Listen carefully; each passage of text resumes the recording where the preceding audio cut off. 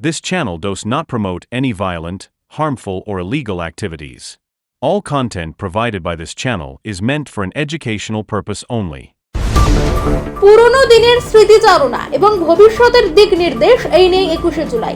রাজ্যের কোনায় কোনায় 21শে জুলাই নিয়ে তৃণমূল নেতা কর্মীদের মধ্যে উন্মাদনা তুঙ্গে। এবারের সভাকে সর্বান্তকরণে সফল করতে এবং রেকর্ড সংখ্যক মানুষের জমায়েত করতে বদ্ধপরিকর তৃণমূল নেতৃত্ব। তাই 21শে জুলাইয়ের বেশ কিছুদিন আগে থেকেই প্রস্তুতি সভা প্রচার অভিযান চলছে জোর কদমে। সেই মতো গতকাল 21শে জুলাই শহীদ দিবসের সভা সফল করতে জামুরিয়া 2 নম্বর ব্লকের অন্তর্গত শ্যামলা অঞ্চলে শ্যামলা অঞ্চল তৃণমূল কংগ্রেসের উদ্যোগে আলীনগর মোড় থেকে একটি বাইক র্যালির আয়োজন করা হয়। এই র্যালিটি শ্যামলা অঞ্চলের প্রতিটি গ্রাম পরিক্রমা করে ভুরি গ্রামে এসে শেষ হয়।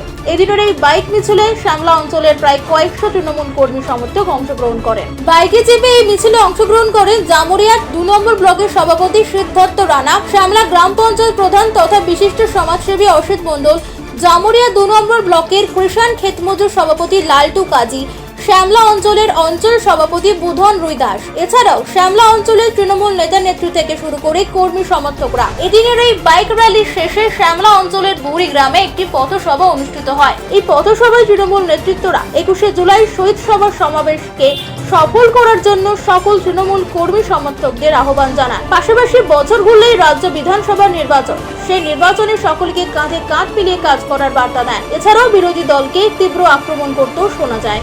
21শে জুলাই যে শহীদ দিবস আছে 1993 সালের আমাদের 13 জন যারা শহীদ হয়েছিলেন এবং অগণিত মানুষ যারা বিধ্বংসীভাবে বামফ্রন্টের আমলে সেই সব তাদের পুলিশ প্রশাসন থেকে শুরু করে আর্মাদ বাহিনীরা অত্যাচার করে যাদেরকে নৃশংসভাবে হত্যা করেছিল, সেই সময় আমাদের একটা তখন নেত্রী ছিলেন মমতা বন্দ্যোপাধ্যায়, কংগ্রেসের উনি নেত্রী ছিলেন। সেই সময় থেকে আজ পর্যন্ত এই 21শে জুলাই আমরা শহীদ দিবস পালন করে আসছি।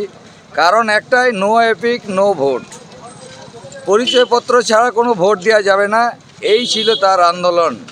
এইটুকু আন্দোলনের জন্য 13 জন আমাদের শহীদ হয়েছিলেন সেই দিনে, এই 21শে জুলাই 1993 সালে। সেই পরিপ্রেক্ষিতে আজকের আমরা মিছিল করলাম। আগামী 21শে জুলাই যে শহীদ দিবস হচ্ছে, সেই শহীদ দিবসে আমরা সকলে আমাদের অঞ্চল থেকে প্রায় 18টি গাড়ি হয়েছে, সেই 18টি গাড়ি নিয়ে আমরা কলকাতা ধর্মতলায় যাব। আমার আলীনগর গ্রাম থেকে শুরু হয়েছিল নিমসা, খোট্টাড্ডি, ছত্তিশগন্ডা, শ্যামলা কোলিয়ারি, শ্যামলা গ্রাম, হরফড়ি, আমরা এখানে ভুঁড়িতে এসে শেষ করলাম। ওই ফেকুবাইজের কথা কেউ বিশ্বাস করে না। 15 লাখ দেবো বলেছিল, পায়নি। বেটি বাঁচাও বেটি পড়াও, ল্যাপটপ দেবো, পায়নি। স্কুটি দেবো, পায়নি। সবাই মানুষ জানতে পেরেছে। জনধন যোজনা থেকে শুরু করে প্রত্যেকে গরিব মানুষকে হ্যারাসমেন্ট করে অ্যাকাউন্ট খুলিয়েছিল, 1 পয়সা তারা কিছু পায়নি, উন্নতি কিছু নেই। শুধু এই ফেকুবাজ দুর্গাপুরে আসুক আর আসানসোলে আসুক, এখানে এসে কোনো কিছু লাভ হবে না। আমাদের এই শিল্পাঞ্চল তৃণমূল কংগ্রেস অটুট আছে, অটুট থাকবে। আমাদের আজকের এই র্যালিতে আমাদের প্রায় 350 মোটরসাইকেল ছিল। আপনি দেখতে পাবেন অনেকের যারা র্যালি করেছে তারা দুজন দুজন করে আছে, কেউ একা আছে, খুব কম একা আছে, সব প্রায় বাইকে 2 জন। আমি আগামী নির্বাচনের একটাই বার্তা দিতে চাই, আমার অঞ্চলের মানুষ ভালো থাক। যারা বিরোধী করছেন বিরোধী করুন, কোনো অসুবিধা নেই, কিন্তু যারা বিরোধী দলের নেতা আসবে তাদেরকে জিজ্ঞেস করুন একবার আমাদের এলাকার জন্য কি করেছেন আর মানুষের জন্য কি চাইতেছেন। আর যে কথাগুলো আগে বলেছিলেন সেই নেতারা কেন সফল করলো না।